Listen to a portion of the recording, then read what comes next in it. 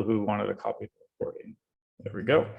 Okay, so I'm Andrew Foliato. So I was a real estate agent for a little while, and then I ended up getting into training real estate agents because I built my business online. I did try everything. Like I was in one of those offices on the first day, phone book, start at A, which by the way, the best advice is actually start at D because everyone else has given up by then. But I tried everything like door knocking.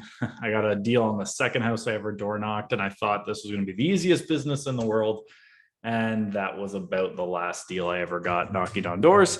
So it didn't quite work out, but what did work for me was blogging and Facebook ads and doing a lot of the online stuff. And then when I kind of got hired to start training people how to do that, what I found is everyone started asking, well, can we just pay you to do it for us? And I realized there was a business there. So pivoted and started Just Sell Homes. So we're a digital marketing agency that specializes in online marketing for realtors. So everything we're going to talk about is stuff that we know works because we do it with agents across Canada. We do have some clients in the US, but the majority are kind of focused in Canada. So this is the kind of the way we're coming at it is we come at it from this side of things. So we're going to go through everything. If you have any questions at all, please don't have to wait till the end. You can put them in the chat while we're going and I will answer them. But the first thing I always like to talk about is when we're talking about advertising your listings, because what I hear a lot right now is, well, I don't really need to advertise my listings because they're just going to sell so fast because of the market. But you're missing the main point of why you should be advertising your listings right now. And I think Dean Jackson, who's a brilliant marketer, is one who kind of gets the best point across with this, which is the listing multiplier index, which is for every listing you take, you should get a certain number of other deals because of how you marketed that listing. And that's where he does it. So if you want to kind of figure out what your listing multiplier index score is you take the last 10 listings you had, and then for each one, you give yourself a point if you sold it. You give yourself another point if you represented the buyer. If you're from BC and you can't double N, then you're going to have to just adjust the numbers a little bit because you can't get a point for that. You get another point if you found a buyer through that home, but they bought a different home. You get another point if you listed another home nearby. And then you get one more point if you got a referral from the seller. You add up them all, divide it, you get a score out of 5. What Dean has found over the years of doing this is that the majority of agents are between like a 0.8 and a 1.2, which essentially means the majority of agents just sell that property and that's it. But agents who come at it with intention of creating more business, what they do is they actually approach it from this angle and say, I can get 3 to 3.5 deals for every listing I take. And that's what you should think about when you're marketing. So what you're doing, and a lot of the marketing we're going to talk about is, yes, going to help get the best price for your clients, but also help get you more business. And that's really one of the things we want to work on. And I think the listing multiplier index is one of the best ways to do it. By the way, if everyone just let me know in the chat that you can actually hear me. I just want to make sure sound and everything is good. That way I'm not just talking into nothing. All right, perfect. You guys can hear me. Great, great. Awesome. Sweet. Okay, so we're good there. So next up. So when you're looking at listing, I think this is one thing is you should always be building a list of people that you're going to be marketing to, because what a lot of people we find do when they have a listing is that's when they start trying to find people. Whereas like even between your listings, you should be working on building up a list that when you get one, you have people to go to it with. And it should be people that actually are expecting to get these listings. Like if you just go to like your street, you don't talk to that often, and you just randomly send them a listing out of the blue, of course, that's not going to work. But if you intentionally build a list of people who want to get that type of information from you, sharing your listings with them in the right way can really bring you a lot more business. So like you can leverage it to get people off the fence in different ways. So that's one of the things, just to have that mindset of I'm always looking to build the list of people so that when I do have a listing, I can go to them with it and work better. And we'll talk about some of the ways that you can actually do that. But the first one here, and it's being slow going to the next slide here. I'm just trying a new program, new-ish. Is the first stage. And this is the coming soon phase. And this is where you really want to build hype about the listing. And I'm going to use the analogy a lot of when you're like marketing a movie. And in this coming soon phase, think about how they market a movie that's coming soon. First, you get some teasers about it, then like a little, 15 maybe second clip of one thing. Then you get the trailer, and then there's opening weekend. Obviously, opening weekend would be when it goes live at MLS, but leading up to that, it's teasers and hints about it and just like giving the things, but they're trying not to give away the whole plot. They're just trying to give you enough to get excited. So with like a listing, maybe that is if it has like a gorgeous kitchen that's like, everybody would want this one, or it's like a specific location or something like that, like highlight those really top, 1 to 3 aspects of the home that makes it such a good selling feature, and really hype that up on your social. In like, if you have a newsletter that goes out, talk about kind of these unique pieces. You can even do an ad. Like I love coming soon ads that get people to pre-register so that on launch day, they'll be one of the first ones to get the information. And again, another great way to do it. It's like getting people to pre-buy a ticket for what's happening. I think that's another way we can focus on this as well. So think about it from that movie. Is that you want to build hype about this listing coming up. Will we get a recording? Yes. So I am recording this. Once the webinar is done, I will send it out to everybody who's registered. So you will all get a copy of the recording. And one of the things like I can't stress enough too is like when I talk about online marketing, like there's things offline and that you want to do. And one of them is staging. So it's not just like staging in the social sense, like maybe declutter, like fully staging the property for all your photos that you're going to go online with. Some of the best examples of I've also seen, like there was an agent I spoke to in Oakville who did this really smart thing where it was like the same music would play in every room of the house. And they actually like curated a Spotify playlist that every song talked about home, so that people felt more at home subconsciously while they were walking through. They also made every song a little bit slower so that people would walk through and spend more time in the house. Then they also had the same like air fresheners in all the houses that they staged to give a specific smell. Like you could walk into their listing and just by the smell know it was one of theirs. But then they staged it, they got photos and all that done, but like everything was about it was nice. The reason just as much obviously to help sell the home, but it's to show the type of things you can do. Like actually that same agent who did the smell thing would actually leave like framed, essentially post-it notes. Sometimes they weren't always on post-it notes, framed things around the house. And as you would go into different rooms, it might highlight a feature of that room that you might not have thought of otherwise. So it's just an easy way to like set up the room like a showcase, because that's going to show to other sellers that they want that same approach for them. Like you want someone to walk into that listing of yours because neighbors are going to go check out the, go see what the neighbors listed because they want to see, especially if you do open houses, they want to see it. And you want that impression that they had to be like, I want this house. Like I want this level of care on my own home. Like you want, like, they might already know an agent. Yours has to be so good that they're like, all right, I'm going to let go of that relationship and I'm going to come to you because I want this for me. And that's, so when you're staging, that's a really important thing. And then professional photos, I can't hammer this enough. And I wanted to highlight here Border City Living because they do a great job to the point that they've actually went and got a photographer who like they've made exclusive to them. They have their own like exclusive style of photos. So they're actually a team out in Windsor, but like they even like, if you go and look at their listing photos, if you look closely, you can start to tell which listings are theirs based just on the style of the photos being taken of their home. They're a little bit more artistic, but they do a really good job still of showcasing the home, but then incorporating that into their brand, into the aesthetic that they put out there. And they get a lot of action from these. And like Ontario Real Estate Association, I know it never runs in Ontario, but it does hold across Canada. The numbers is they did a study of consumers being like, what do you guys actually care about in terms of a listing? The actual photos were number 1. The description was number 2. Video didn't come in until number 8. Number 3 was actually floor plans. They cared about floor plans more than a video. To me, videos, which we'll talk about, are more about getting the next client than the current one. But to me, like you have to have a good set of photos and you have to have a floor plan and obviously a well-written description. We'll talk about those too. That's going to help your online marketing so much. Next up, I'm plugging for Box Brownie here because I know they're a preferred supplier of Royal LePage as well. And I'm also just a fan of the company. I've known these guys. I've gone to the conference circuit with them. If you have another company that does this stuff, you can do it too.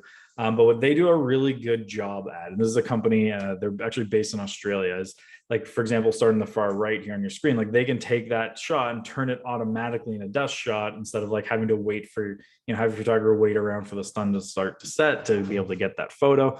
They can just do that conversion in the editing. They can also create floor plans. Like you're already taking the measurements of the home, just draw it on a piece of paper and they'll turn it into a professional looking floor plan, which, as like Aria was proven in that study, like people care more about that floor plan than they do about actually like a video of the home. So like if I were to go back to sales today, like every listing I took would get a floor plan with it. And Boxbaron just makes that really easy. There's other companies that do that as well. The other one that I like that they do is virtual staging and virtual renovations. So you can actually like take a space and have them show like different options of what it's like, especially if you ever market like a home that needs work, instead of just saying like, hey, check out, there's endless possibilities in this room, show them some of the possibilities by doing a virtual renovation of the space to spark some ideas in them. I think it's and they're just a good company for doing this. There's definitely others that can, but I certainly recommend Boxbaron because I've had experience with them and we've hired them for some of the stuff that we've done in the past. Now, when it comes to the listing description, this is one where it's getting better how a lot of people are writing them. And I understand why they used to be written the way they did, because, especially pre-realtor.ca, which obviously was a while ago, you were writing it for the other agents to like talk to them so that they could convince their clients to come see it. Now it should be more consumer first. So like getting rid of all the things, like all the random acronyms that you might see in there, like ELF. And like, I remember when I sold, I had to start Googling, like, what does BWL mean in the listing description? Like it took me so long to figure out. And I was a licensed agent. If I took a while to figure that out, imagine how the consumer feels. Like that stuff doesn't need to be in there. They can find out a lot of these little details. You don't have to cram as much information in. But in the description, one of the first things I recommend you all do is go to realtor.ca and look at all the information before the description that gets put there. Anything you see there doesn't need to go into the description because they already have that information. You have a limited amount of space to write your listing description. Make sure you're not just repeating things they can see elsewhere on that listing because they're going to read it all. So don't duplicate any of the information.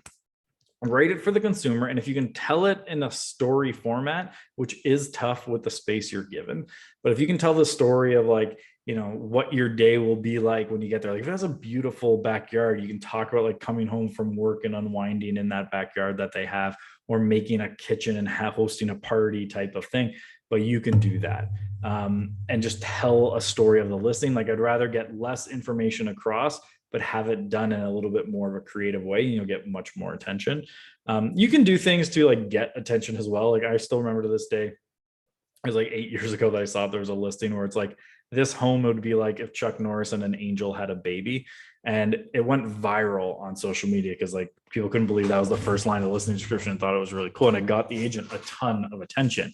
But it's like you can put personality into these descriptions to get a bigger kind of reach that's out there. You should also avoid the word cozy and any of those like cliche things. Like the consumer knows what they all mean now.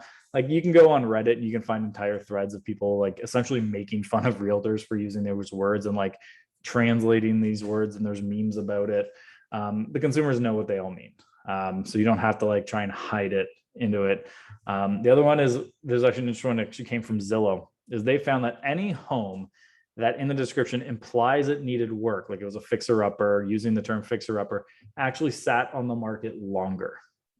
And that like removing those terms actually makes it so quicker. And anecdotally, that actually happened to me. And so like as soon as I heard that, it clicked. Because I remember when I sold, I had a Victorian, like old school home listed for sale. And like I did a blog post about it, it was this one like, your HGTV dream renovation type of thing. We're going to go through and I'm going to show you everything about it. And it was like, you got to make it. I think every single person who came through was like, this home's going to need at least $150,000 worth of work on the low end. Like it was a true definition of a fixer upper. And it sat on the market, no interest. And then just out of curiosity, I took down that blog post and tried a different approach where I just didn't talk about it needing any work. I just talked about the home and how it had so much character and kind of like that angle. And within 3 weeks, we got someone new seeing it and they got an offer. And so like anecdotally, like off on the one thing, I was like, okay, that might not be an indication of that. But then paired with the Zillow story, we've actually kind of seen that in action. The other thing you want to do is highlight anything unique about the property. A great example of this would be like we listed a golf course property one time. And when we were listing it for sale, where it was actually on the first hole. Where it was on the first hole was just outside of driving distance, but close enough to where your first drive would land that the second shot always went past them. So in the 30 years they had lived there, they'd only ever had 3 balls in their backyard and they all just slowly rolled in. Whereas a couple doors down closer to the first tee, they'd get 20 to 30 balls a year in their backyard, to the point when they had kids, they had to put up a giant net in their backyard just to keep everyone safe. So that's the type of thing, unless you write something like that out, there's no way anyone would know that unless you put it in. So that's the type of thing you'd want to highlight instead of just saying like repeating that there's 4 bedrooms, because that's already elsewhere in the listing description. And then add in a call to action. I know different boards have different rules about how you're allowed to put in your calls to action. And it could be as simple as make sure you check out the, the listing, the virtual tour that's attached. If you can, in the area you're in, do something like, book a call with us if you have any questions, or book a showing, but put something, or you can say, if you can, I know most boards won't allow it, but some will be like, you can check out more details about this property on our website.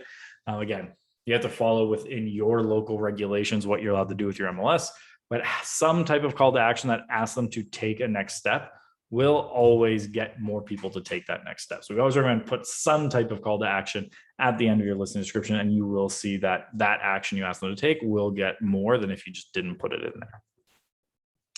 And then on the video side, I think videos for your listings are incredibly valuable. I think they can do a great job on the coming soon. So here's just some ideas of what you can do. And on the right, I just want to highlight Jessica Hellard, who does a great job. She's out in Kingston. She does a great job with videos. Also, like Brad McCallum in Calgary does a great job with videos. There's a lot of agents who do a lot of great videos out there. But first, coming soon, there's 2 ways we generally recommend doing coming soon videos. One is basically taking, the approach where you're essentially trying to double end it. So you kind of come out and be like, if you want to get in this property before anyone else, and you kind of stand in front of a part of the property and say, if you want to get in this before anyone else, reach out to me. It's going live next week. Get ahead of the general public. Option 2, which is what we do more with our clients, is we essentially tell people to register for updates on the property. So we'll generally stand in front of the home or maybe in the kitchen, but basically we pick what are the best features of the home. And ideally you even have the photographer in the background that they can see, and you hold up your phone and just be like, hey, this is Andrew with XYZ brokerage. If you're thinking of selling that's a different video script. If you're interested in property, we're just here today getting it ready for sale. We got the photographers here. We're just getting the staging all done. We're getting the flyers printed. Everything's being done right now to get this property for sale. If you want to get updates when everything's available, sign up below and we'll send you a copy of everything when this listing goes live. And that just gets people to pre-register, so that when it does go live, you can reach out to them. When there's updates on the property, you can reach out to them. When it sells, you can reach out to them again, giving them updates on it. And it gives you a reason to stay in touch with everybody there. On your social, especially like Instagram stories, a lot of behind the scenes prep's really good. There's an agent in Newmarket who does a great job with it. Her name's Christina Wilton, who will showcase how they get properties ready for sale. And I remember there's one video that actually got her quite a few messages from potential sellers. And it was if you think about it in the kitchen, sometimes the top of the cupboard in the ceiling, there's that 1-inch gap. And all she did was she walked in the home. She's like, do you guys notice anything out of the ordinary that we could do here? And then she showed her contractor just filling in that gap. And she showed them the before and after. She's like, these little pieces make a difference. And it was such a clear difference in how nice that room looked. That was one of those instant credibility builders that she knows what she's talking about. And so that's the type of thing that you want to show is what are those little details that make a difference that you can highlight for people on your social that gets them to trust you more, that you can do the right job for their property. And just putting that out there is a great way to do it. Just listed videos. I think videos are a fun one because most people are I got to have 60 seconds or less. So I got to be 2 or 3 minutes. And I actually say go long with your video. I think you can even go 10, 15 minute longs with your video. And then you cut up different versions for after that. So like personally, if I about sales, like there's a great site called Property Grams where they do like 7 to 15 minute listing videos.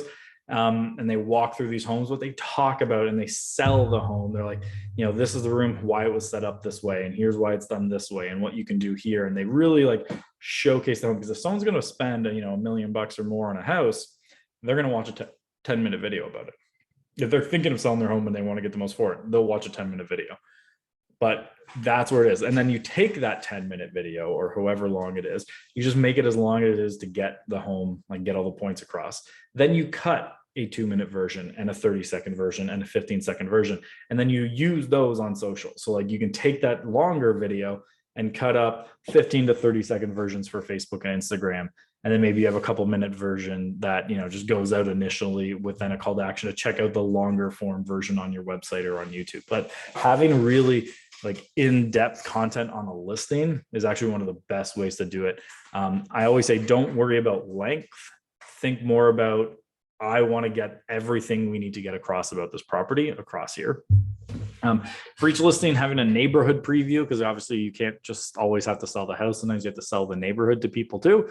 And after you get a couple of the neighborhood previews done, you can reuse them for new listings, but showcasing where they're going to live, where the house is, works really well too. And then the last video I always recommend is taking a sold case study approach. So instead of just saying, hey, we sold this for 100% of asking, or we sold this for $50,000 over asking, most consumers, especially in the last 18 months, get really annoyed at that type of marketing now. Like go on Twitter, go on Reddit, and look at threads from consumers talking about this. They rip agents apart for this type of marketing now.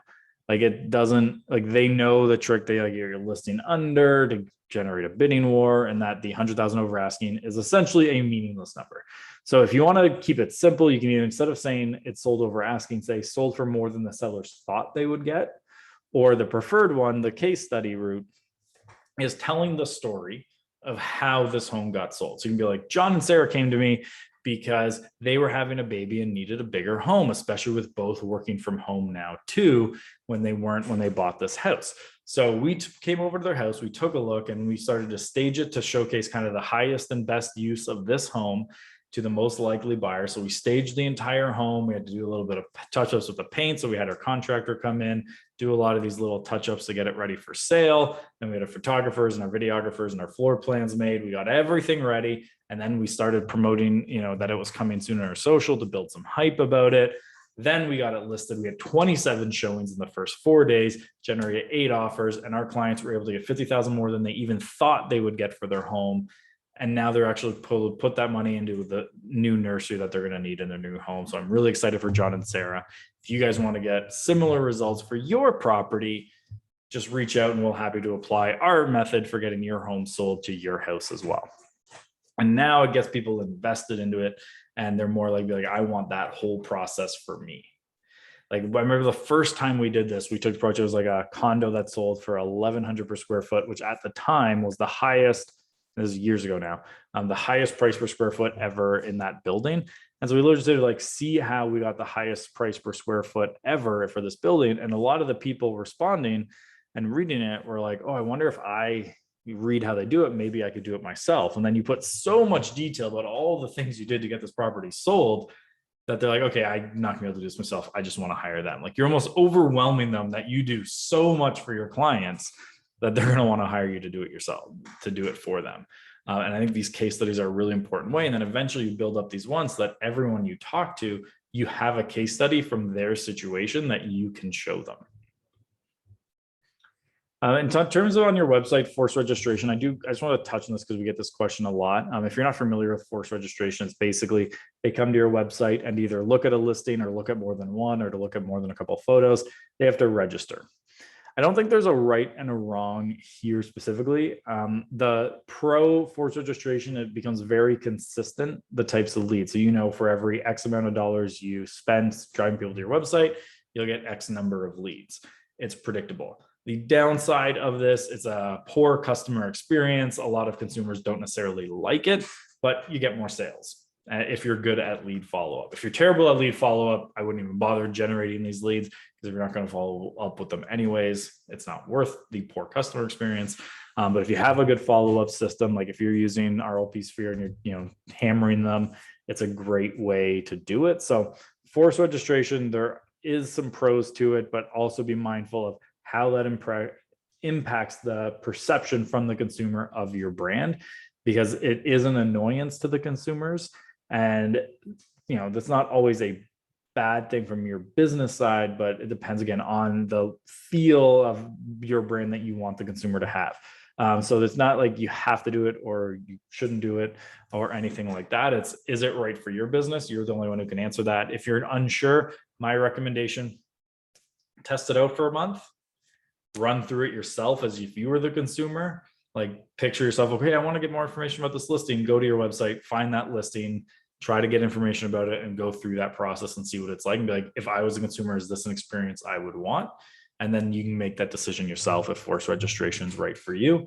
If you're going to be spending money to generate leads, generally you'll need this on your site if you want buyer leads.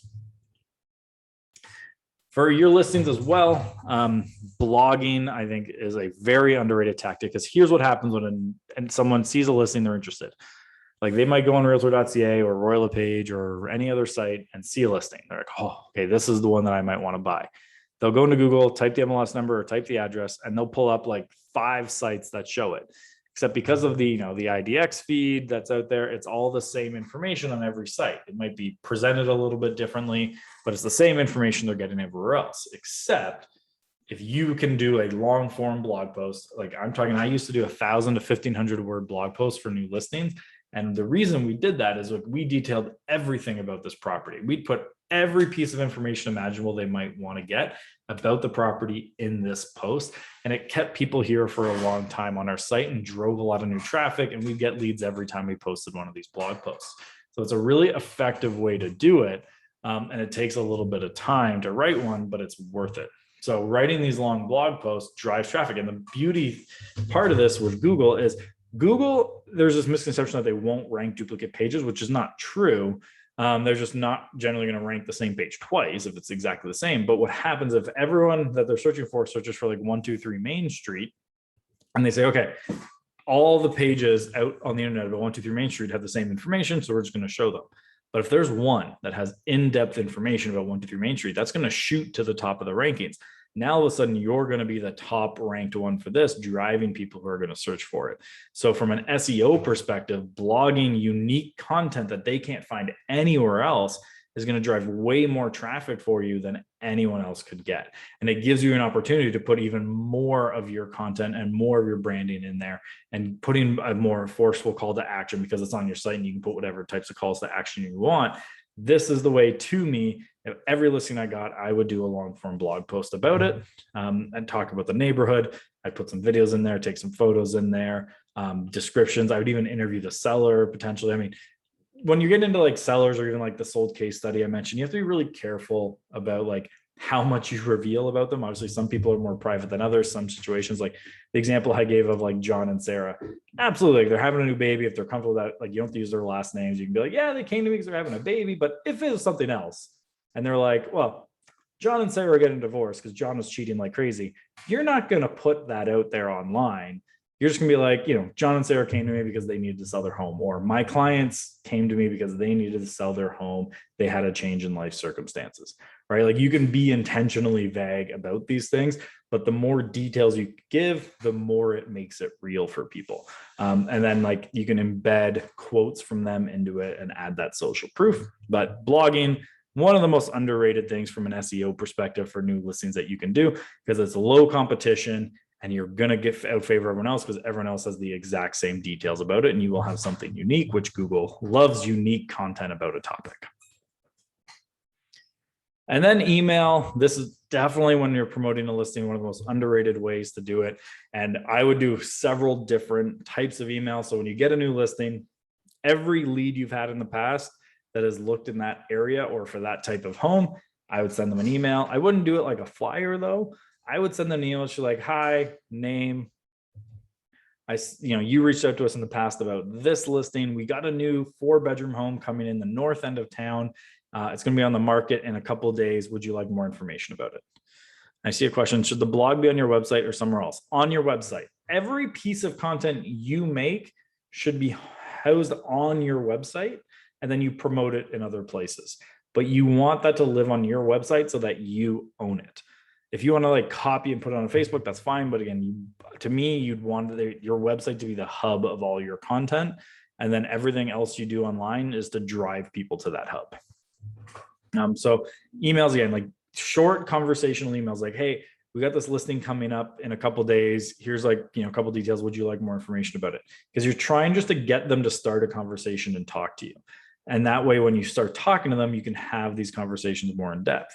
When the listing gets like, there's an open house coming up, send it out. Be like, by the way, that listing I emailed you the other day, we're going to have an open house this weekend at 2 o'clock, 2 to 4. If you'd like to join, let me know and I'll pop you over the address. And you keep sending these short emails. If you have a listing coming up in an area, like if you have a listing appointment, I always love doing this, is like make a list of people interested in that type of home, and you can send them that email when you have the listing appointment coming up, being like, hi, we're actually going to go talk to some potential sellers later this week who are potentially looking to sell their 4-bedroom home. If they decide to sell, would you be interested? And then when you walk in your listing appointment, you can be like, I already have 20 people interested in your home.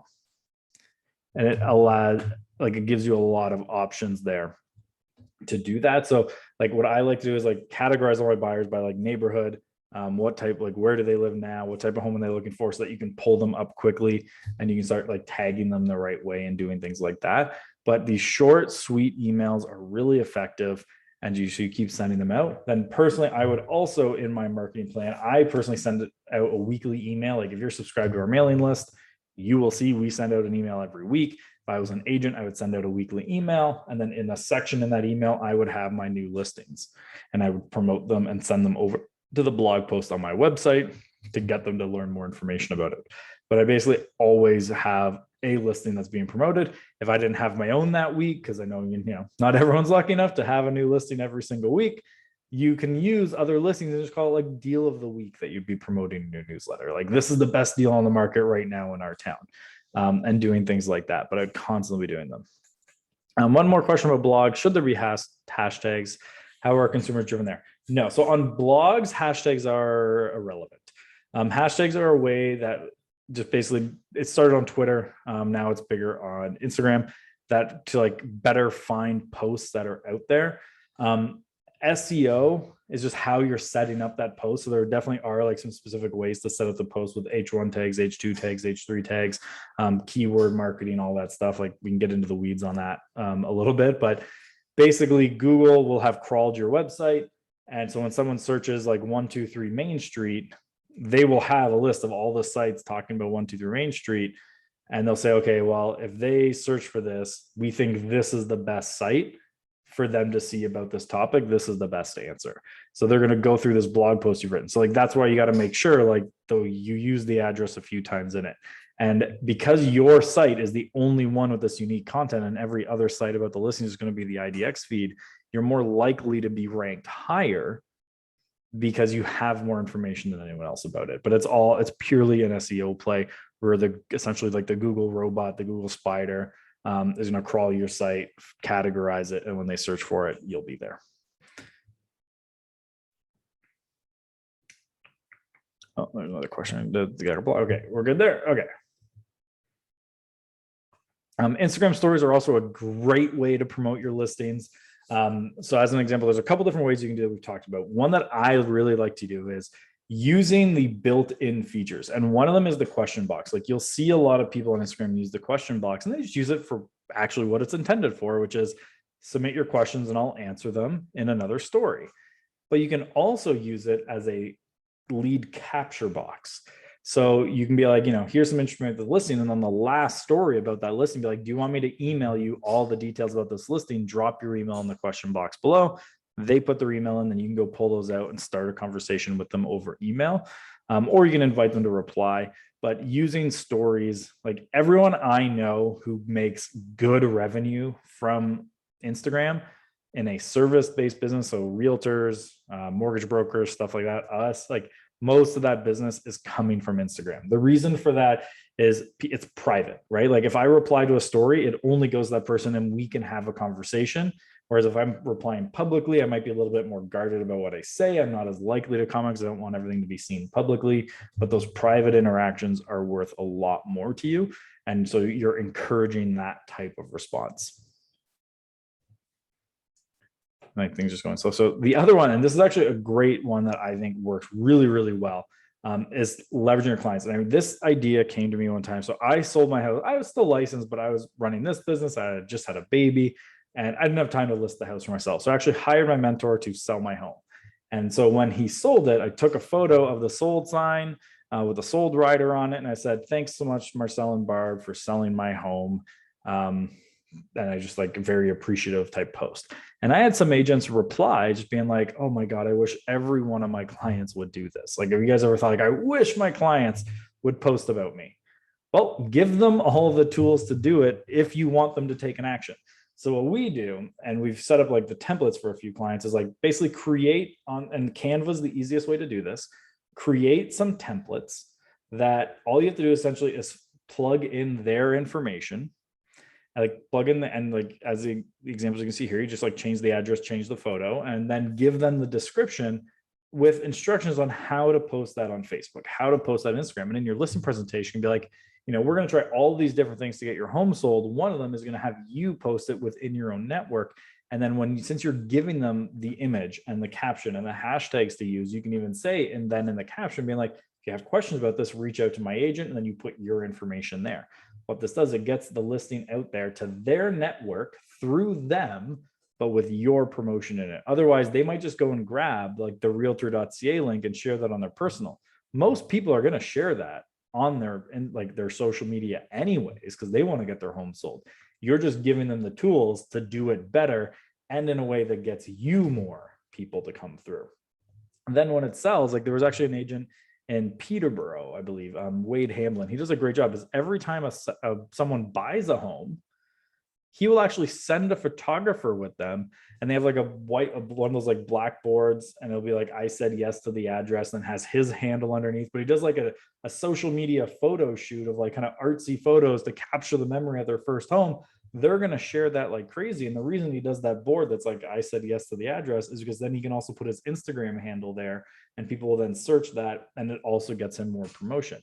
So it's giving your clients the tools to make it easier for them to post about their listing and their experience in a way that still gives you more promotion.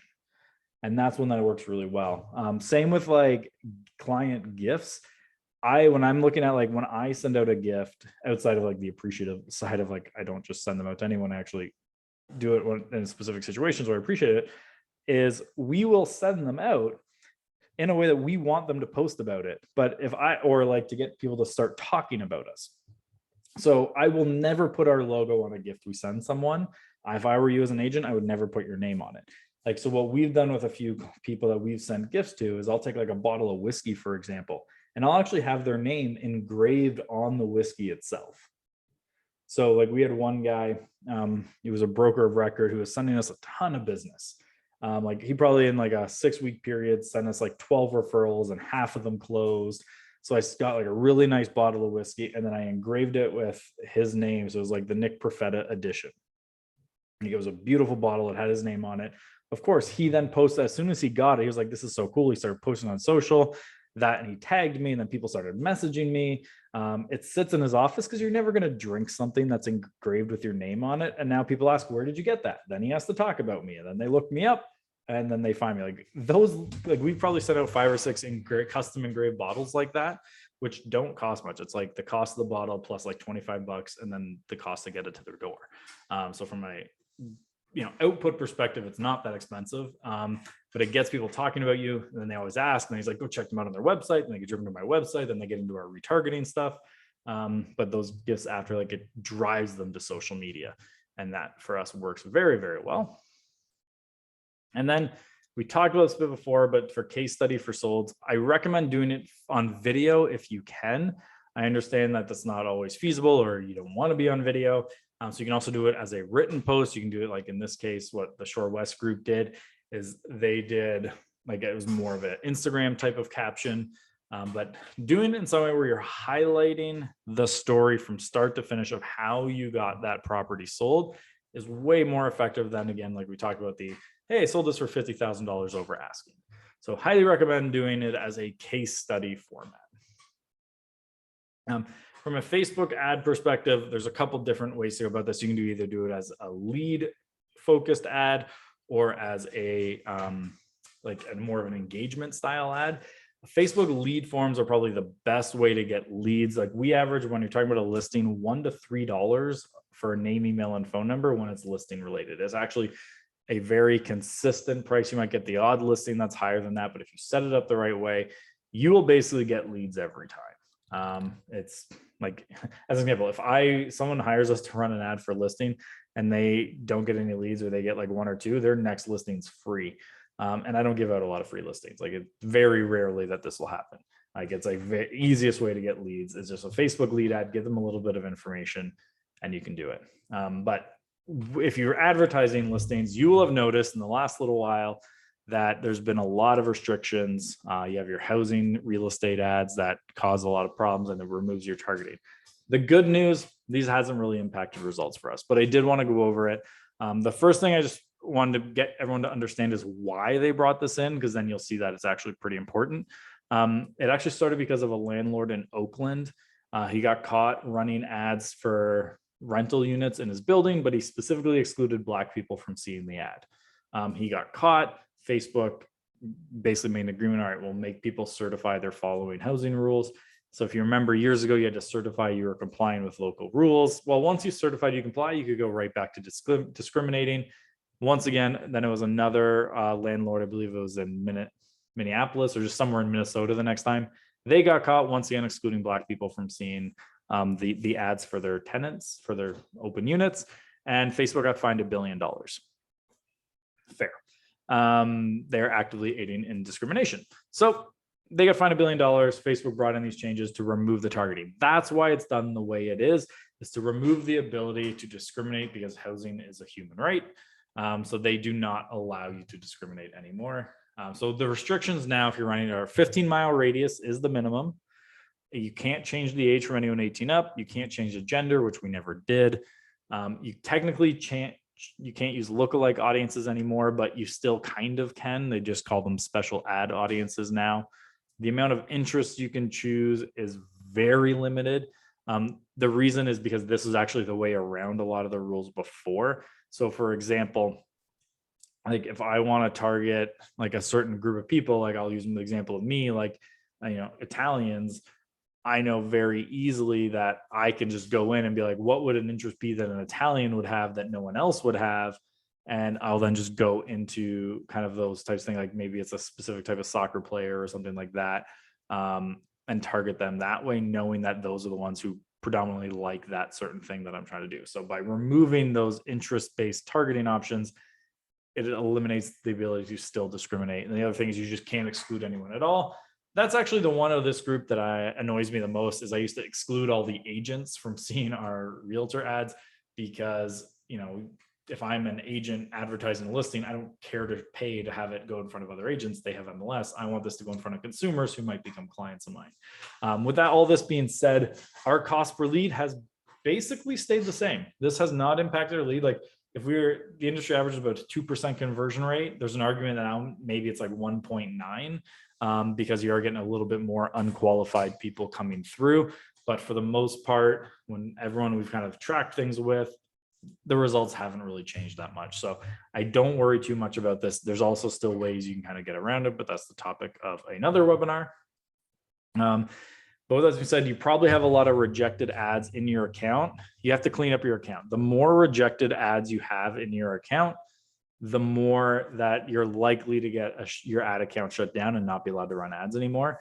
So what you need to do is, like any old ads that have been rejected, you either need to get them to be compliant and approved, even if they're not going to run anymore, or just delete them out of the account. If you don't care to go back and look at old ads, the easiest way to do is just to delete them all out of your account, because you want to keep a clean account with Facebook, because the more rejected ads, the more they're like, okay, this person is someone who's pushing the limits. We're not going to help them as much because they seem to be getting around the system. But if you have a clean account with no rejected ads, especially no rejected ads in the last 30 days, you're going to be doing a lot better. So I personally recommend cleaning up all these old ads out of your account.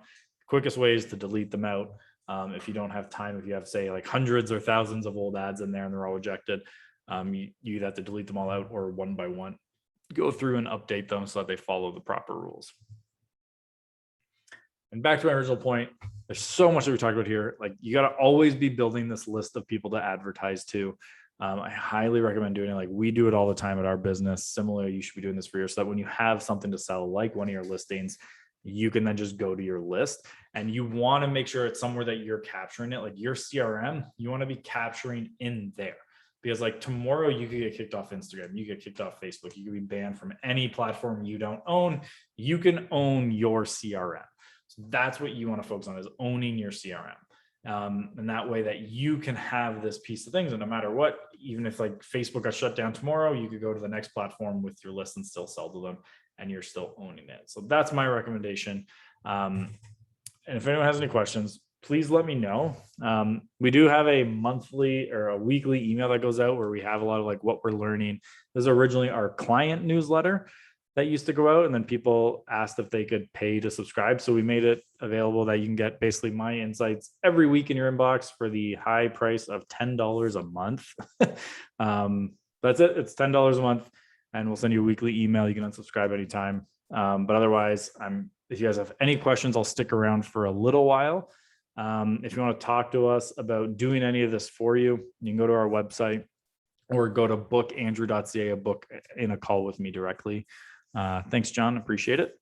Again, so if anyone has any questions, I'll stick around for a bit and answer them. I'm late. Will this recorded? Yes. So as soon as we're done, I will end the recording. I have a couple calls I got to get to, so it might be like tonight or tomorrow morning, but I will put it all together into something and then send it out to everybody after that.